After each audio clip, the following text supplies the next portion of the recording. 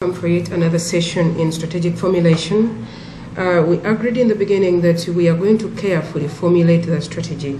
We started by looking at the organization's mission, vision, and statement because they are very important as we move into formulating the strategy.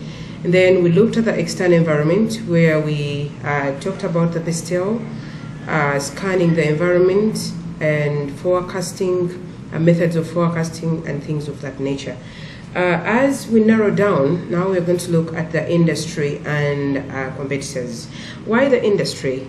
Because every organization belongs to a particular industry, and an industry is very important to be analyzed because that is where you're going to find the competitors, you're going to find the other suppliers, you're going to find their opportunities, you're going to find their competitors who are going to take your customers, current ones, and even the ones who are going to become new. So it is quite very important for an organization to be in the know of its industry. For starters, what is an industry? It is a collection of companies or organizations dealing in the same goods or services that satisfy similar customer needs. That is quite important because I might be in the same industry as another person, but we are actually targeting different customer needs. In such a situation, we might not be direct competitors, but where it matters a lot is when we are serving the same customers with particular needs. The management of a firm must analyze the industry it is operating in and analyze the competition it is facing in that industry. And why they do this? Because they want to attain what we call a competitive advantage. When the firm sustains profits that exceed the average for its industry, the firm is said to be possessing a competitive advantage over its rivals. The goal of an organization's strategy is to attain a sustainable competitive advantage. Let us take note of that. Why sustainable? Because if your kind of competition you have in the industry is not the kind that you can sustain over the years, then you're going to be kicked out of competition. That is why we put the word sustainability. A competitive advantage exists if the firm is able to deliver the same benefits as its competitors, but at a lower cost. For example, when you look at Centenary Bank, we're giving an example, and it is able to provide cheaper loans compared to the other banks, then that means it has what we call a competitive advantage. Or if an investor is cheaper than its competitors, then it is likely to be having a competitive advantage. Or if an organization can deliver benefits that exceed those of its competitors in the same industry, that means that they have what we call a differential advantage. Still, they have a competitive advantage. Therefore, it enables the firm to create a superior value for its customers, and the organization is likely to also obtain superior profits for itself. A cost advantage and a differential advantage are known as positional advantages, since they describe the firm's position in the industry as a leader in either cost or differentiation. When you look, for example, I normally use the telecom industry because we all communicate on a daily. No one here does not possess a phone. You have your reasons as to why you are subscribing to a particular network, but most of the times you are subscribing there because of the cost, and other times you're subscribing there because of the differentiation, as simple as that. A resource-based view emphasizes that a firm utilizes its resources and capabilities to create what we call a competitive advantage. Why should the firm utilize its resources and capabilities? Because they are the ones that make you strong. What you have, if well utilized and taken care of, you are likely to profit out of it. That ultimately results in superior value creation. The following diagram, for example, will show you the resource-based and positioning views to illustrate the concept of a competitive advantage, if any. Let us look at the model of competitive advantage. As you see, we have resources and capabilities. We have resources, we have what we can, we have competitive advantage and differential advantage resulting from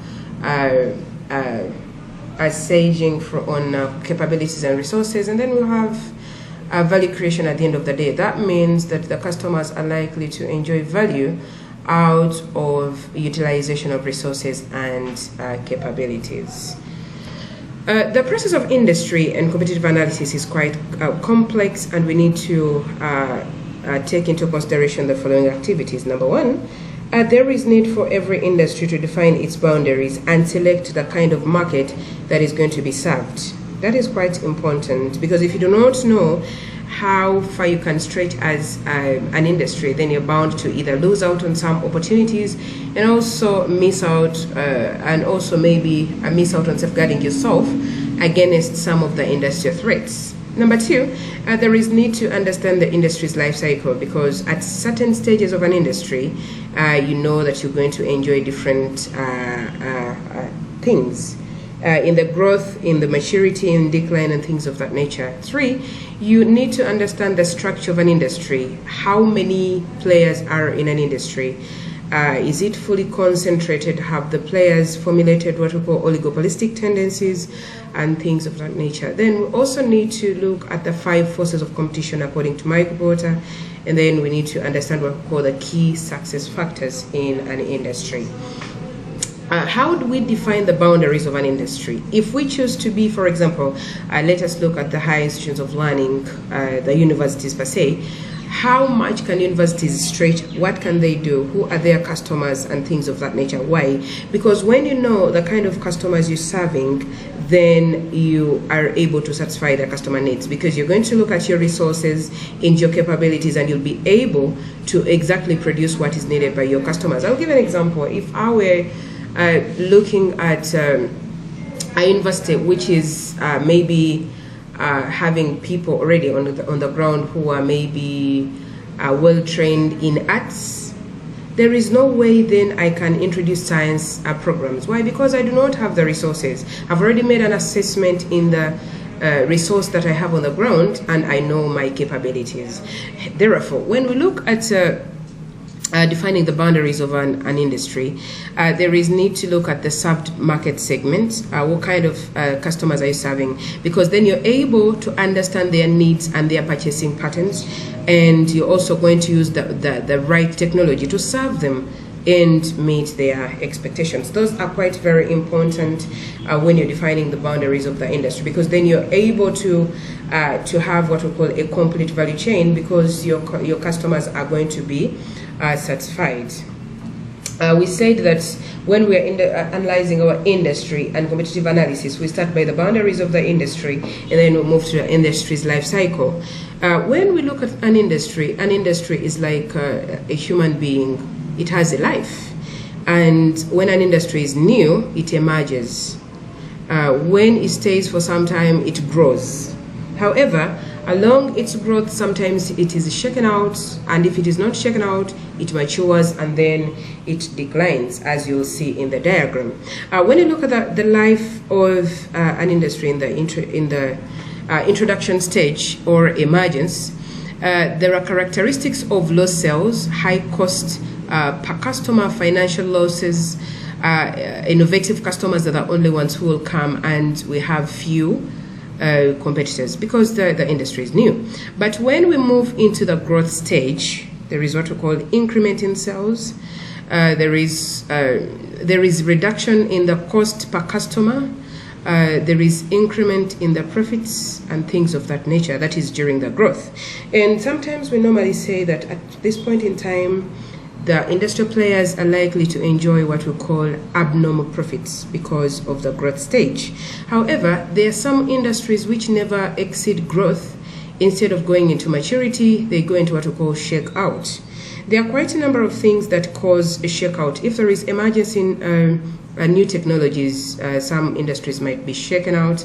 If there are changes in customer tastes and preferences, if there are changes in government policies and regulations and things of that nature. But let us assume that our industry is not shaken out and it has gone into maturity.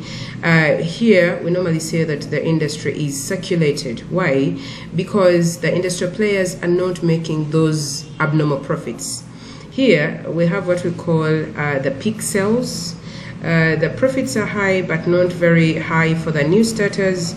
The number of customers are more stable, the cells are massive and things of that nature.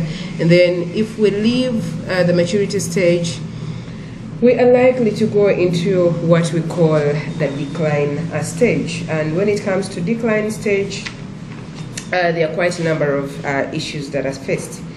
For example, when an industry declines, there is shift in customer demand, there are changes in demographic factors, there are changes in technologies and things of that nature, as you are going to see in the characteristics that we've been able to identify stage by stage. From there, remember where we are analyzing our industry. We started by looking at the boundaries of the industry. We've looked at the industry's life cycle. And number 3, as far as analyzing the industry is concerned, we are going to do what we call the industry structure. What is an industry structure? This is interchangeably with the term competitive profile of an industry.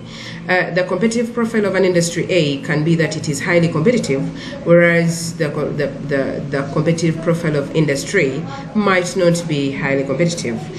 This profile, this structure is determined by quite a number of things. The things that make an industry to be very competitive or non-competitive. For example, every industry has what we call barriers to entry and exit. There is what we call product depreciation, there is level of concentration, and there is economies of scale. Let us look at how the barriers to entry and exit actually limit or make the industry's profile big or small. If there is a barrier to entry like capital, or government, things of that nature, you might find that an industry is not so having very many players. For example, when you look at National Water, when you look at Umeme, they have a barrier to entry because it is a government agency. And then there are some industries which do not have any barriers to entry, as you might see. Still, there are some barriers which might not be seen. The industry is there, no one is stopping you to join it, but because there are those brands which have made a name already, you literally cannot join them. Those are what we call intangible barriers to entry. And again, they are what we call exit barriers. You might find that some companies in particular industries might not be making profits, but because they have a name, they cannot exit the industries they're in. I'll give an example of Shell Uganda. They might not be making lots of profits, but it is an international brand, and they cannot exit the country because they have to keep in the game. And then there are also exit barriers which might not be seen, but limit organizations from exiting the industries they belong to. So in a nutshell, barriers to entry and exit limit the industry's profile or structure, how big the industry is going to be, or how small the industry is going to be. That is number 1. Number 2, we have product depreciation. This one also is a very big determinant in as far as the industry structure is concerned. If the industrial players have already depreciated their products, it might be a sign that you cannot join an industry, and the reverse is true. This is quite very challenging for new players, for example, to join an industry where the indigenous players have already emerged and they can easily be identified by their customers. 3, we have concentration. Concentration is quite confusing when it comes to students, but let us look at it this way.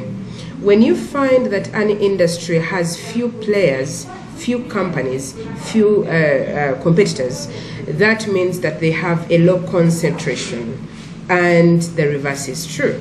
Now, the ratio of concentration is a bigger determinant in as far as the industrial structure is concerned. For example, when you find that an industry has 4 players, 8 players, 12 players, these ones can easily go into what we call oligopolistic tendencies. They can build a wall against themselves. They can come up with an idea. They can agree on certain terms that they can follow in their industry, and in such a concentration, it means that the industry's structure is highly concentrated. For example, for few dominant companies consolidate their position easily by gaining economies of scale dominating access to suppliers of key input resources, distribution channels are dominated, and things of that nature. All of those ones do what we call determine the industry's structure. And finally, we have the economies of scale.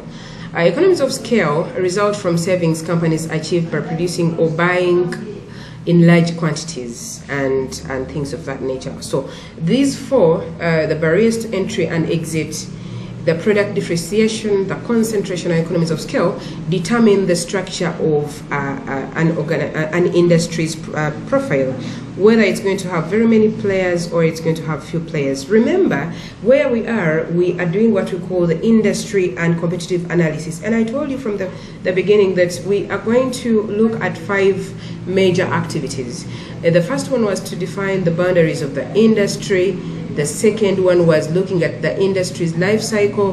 The third one has been the industry's structure. Let us see what happens in the 4th stage. In the 4th stage of the industry and competitive analysis, we look at the 5 forces of competition. According to Michael Porter, he believes that all industries have 5 forces. Here, a fundamental purpose of formulating a strategy is to find a way of coping with competition. How do you manage competition in a particular industry? We believe that the game of competition is about gaining market share, or at the very least safeguarding the market share already attained. Market share has a direct link with profitability. The state of competition in an industry depends on the 5 forces of competition, according to Michael Porter. The pivotal one is the rivalry among the existing firms in an industry, the threat of new entrants, the substitutes, bargaining power of customers, and the bargaining power of suppliers. Full stop. When you look at the intensity of rivalry among existing firms, that is the one in the middle. If we had our diagram, we would see that in the center we have a lot of competition that might be happening among the companies that might be already in the industry. And here we say that the competitive rivalry between the firms in the industry is strongly affected by the other forces, that is the suppliers, the buyers, the new entrants, and the substitutes. That the stronger the power of buyers, suppliers, competitors, and the stronger the threat of new entrants and substitutes, the more the intense competition is likely to be. And if the rivalry is high, firms will compete away in price wars, much of the profit that might have been extracted from the industry. It is much more helpful to start with a review of how we might recognize a fierce or intense competition. Firms compete in a number of ways, of which the most ones are price wars, marketing, advertising, product development, among others. Still, I'll take you back to these 5 forces of competition. I've told you that the rivalry among competitors intensifies if the suppliers and buyers are not well managed, and also if there is a threat of having new entrants and substitute products in the industry. 2, when you look at the threat of potential competitors, new entrants, again, the seriousness of the threat of entry depends on the barriers to entry into the industry. And these include economies of scale, capital requirements, the cost advantage, the distribution channel access, among others, to name but a few. 3, we have the threat of substitutes, and that is substitutes are products that can accomplish the same purpose as the ones that you're producing. And then the bargaining power of customers or buyers is very important, so are the bargaining powers of suppliers. And finally, in the channel of defining the industry and competitive analysis of in a particular industry, we have the key success factors. What is that? We normally call them the key SFs. These are the factors which are more instrumental than other factors for successful performance in an industry. For example, a restaurant must have a chef, a school must have a teacher, and things of that nature. Key success factors are a benchmark factor that a company must attain to start on the road to success. If you do not have the must-haves in an industry, then you might not succeed. Therefore, they must receive continuous management attention, and in determining the key success factors for an industry, two elements must be analyzed: the customers and the competitors. For example, who are the customers? What do they want? How do customers choose between competing companies and things of that nature? Number two, when you look at the competitors, you observe the factors which explain the market success and financial success of leading companies in a particular industry, and therefore you're able to isolate what we call the key success factors. The key success factors do have a characteristic that they differ from one industry to another, and they also differ from one stage of an industry to another. And that is that as far as our industry's profile is concerned. I'll repeat for you in here. We have the boundaries of an industry. We have the industry's life cycle. We have the industry's structure. We have the 5 forces of competition, and we have the key success factors. Be blessed.